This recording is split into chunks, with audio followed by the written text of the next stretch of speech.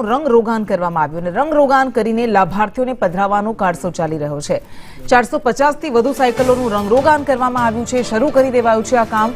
2023માં પ્રવેશોત્સવમાં વિતરણ કરવાની સાયકલો હતી। આંકલામાં 1.5 વર્ષથી આ સાયકલો ધૂળ ખાઈ રહી હતી અને હવે એનું રિપેરિંગ કામ શરૂ કરાયું છે, રંગરોગાન કામ શરૂ કરાયું છે। વર્ષ 2023માં સરકાર દ્વારા ફાળવવામાં આવી હતી। એજન્સી અને સ્થાનિક તંત્રની બેદરકારીને કારણે આ સાયકલ ભંગાર હાલતમાં ફેરવાઈ ગઈ હતી। સંદેશ ન્યૂઝ દ્વારા અહેવાલ પ્રકાશિત કર્યા બાદ એજન્સી દ્વારા કામગીરી શરૂ કરાઈ છે અને ભંગાર બની ગયેલી સાયકલને હવે રંગરોગાન કરીને વિતરણ કરવામાં આવશે। આંકલાવ તાલુકામાં ફાળવાયેલ 450 થી વધુ આ સાયકલો છે જે ભંગાર બની ગઈ છે। તેનું રિપેરિંગ કરીને તેનું રંગરોગાન ચાલી રહ્યું છે। 450 જેટલી સાયકલોનું રંગરોગાન શરૂ કરાયું છે।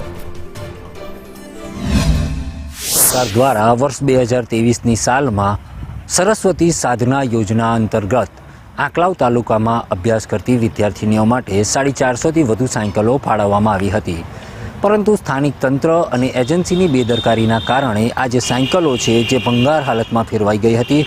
1.5 વર્ષથી ખુલ્લા મેદાનમાં પડેલી સાયકલો ભંગાર હાલતમાં ફેરવાઈ ગઈ હતી। આમાં કાટ ખવાઈ ગયું હતું અને જે એના સ્પેર પાર્ટ છે તે પણ ખલાસ થઈ ગયા હતા, ટ્યુબ ટાયર પણ ખલાસ થઈ ગયા હતા। ત્યારે હવે આ જે સાયકલો છે તેને રંગરોગાન કરવામાં આવી રહ્યું છે અને જે રિપેરિંગ કામ શરૂ કરવામાં આવ્યું છે અને તેને રિપેરિંગ અને રંગરોગાન કર્યા બાદ વિદ્યાર્થીનીઓને આ સાયકલ વિતરણ કરવાનો કારસો રચવામાં આવી રહ્યો છે। જૂની અને ભંગાર બની ગયેલી આ જે સાયકલો છે તેને વિદ્યાર્થીઓને કલર કામ કરીને વિતરણ કરવાનો કારસો એજન્સી દ્વારા કરવામાં આવી રહ્યો છે। ત્યારે સરકાર દ્વારા અને જે તે હાઈસ્કૂલ દ્વારા આ મામલે તપાસ કરવામાં આવે અને તપાસ કર્યા બાદ જ સાયકલો લેવામાં આવે, જેથી વિદ્યાર્થીનીઓને આ સાયકલો માથે ના પડે।